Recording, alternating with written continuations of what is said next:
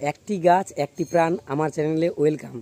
তো আমি ফেসবুক ঘাঁটতে ঘাঁটতে একটা জিনিস দেখতে পাই, সেটা যে সত্যি হবে কিনা আমি জানি না, তো তোমরা জানো কিনা কমেন্ট করে জানাও।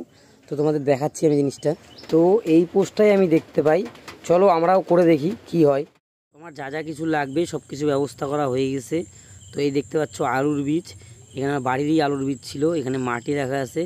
তো আমার এই মাটিটা এখানে নিয়ে যেতে হবে, একটা স্তর তৈরি করতে হবে যেখানে গাছটা হবে এবং আলুটা ধরবে। তো আমি চারোদিকে খড়টা করে দিয়েছি যেন মাঝখানে মাটিটা রাখতে পারি, যেন পড়ে না যায়। তো দেখি আমি মাটিটা নিয়ে আসি, মাটিটা নিয়ে এসে দিই এখানে।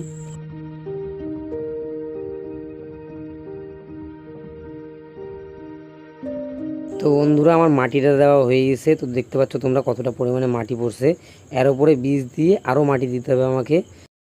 তো আলুর বীজটা আমি নিয়ে আসি, নিয়ে এসে ভালো করে সাজাই দিয়ে দেই।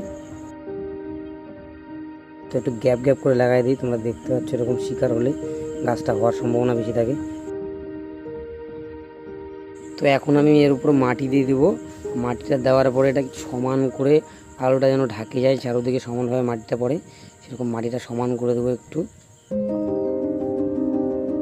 এতটা হাইটে আমার 1 নম্বর মাটির স্তরটা পড়ছে। তো আমি এরপরে খড় দিয়ে দেবো।